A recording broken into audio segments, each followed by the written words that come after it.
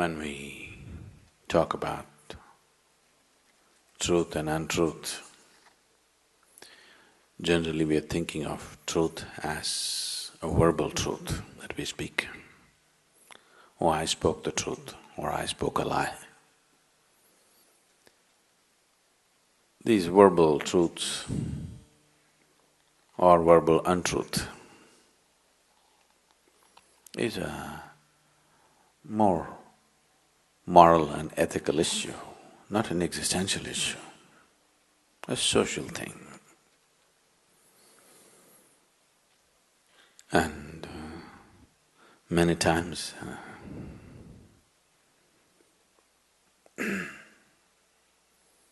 you know, there's a lot of terrorist attacks going around in the world.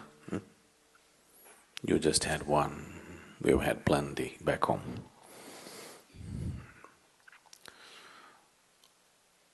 A hall like this is a terrorist paradise.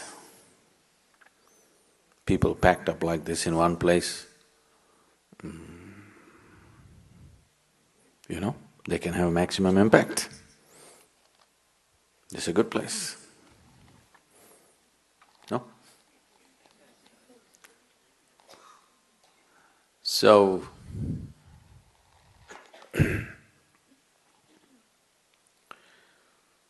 when I was coming just now, I met a terrorist. Because everything is quiet here, he didn't know whether there are people inside or not. He's trapped up. He asked, are there people inside? Do you want me to tell him the truth or untruth? Huh? You want me to speak the truth or untruth? What kind of people are you? So, what is truth? What is untruth?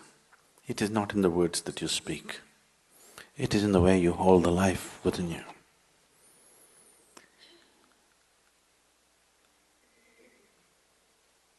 The nature of existence is such that it's all inclusive, You know the 10 horrible people in this class who don't believe in God? But when the sun comes up in the morning, you'll have 10 black spots falling on them. Believers have such hopes. No, when sun comes up in the morning, it lights up everybody, isn't it? What nonsense you believe in or what nonsense you disbelieve in, it doesn't matter, it just lights up everybody. Whoever opens his eyes, for him there is light to see. Who you are, what you're thinking, what you're doing, are you this or that, it doesn't discriminate. Whether you are a crawling worm or a big human being, it doesn't discriminate.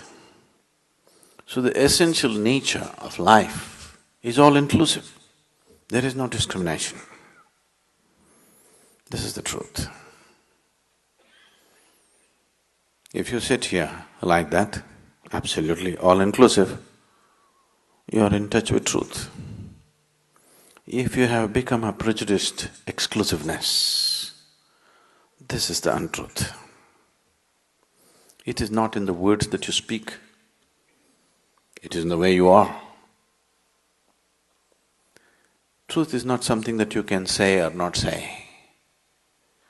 Truth is something, either you're in touch with it or you're not in touch with it. It's not your doing. If it's your doing, it must be a lie, isn't it? Isn't it so? If it's your doing or my doing, it must be a lie, isn't it? That which is true is always. It is in the lap of truth that we exist. It is not something that we say or do. Either we can be in touch with it or we can be unaware of it. But still it is working. Whether we like it or we don't like it. In the very breath that we take, we're inclusive, isn't it? Yes? Whether we are willing or unwilling, in the very breath that we inhale and exhale, we are all inclusive, isn't it? If you become exclusive, truly exclusive, you will be dead. But even the dead are inclusive, isn't it? The dead will so easily merge with the planet. They are also very inclusive.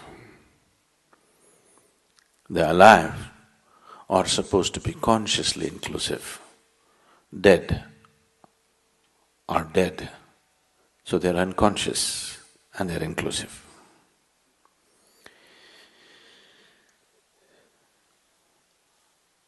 The litmus test for you, whether you're in touch with truth or not, is just this. If there is any kind of suffering in you right now, you're not in touch with truth. If you're in touch with truth, there can be no suffering in you. It's as simple as that. How deep your suffering is shows how far away from truth you are right now. There are many ways to approach this. We have been trying to open up doors in the last few days.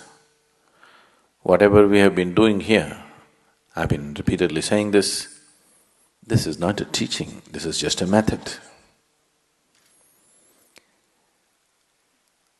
Now seeing that my responsibility is limitless, is not a teaching, it's just a method.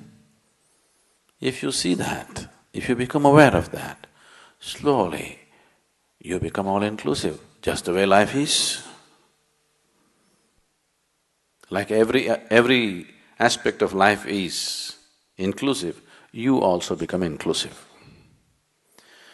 If you're accepting what is there right now, absolutely, once again you're inclusive. They're not two different things, just different types of vocabulary, that's all. Essentially, you want to move from exclusiveness to inclusiveness.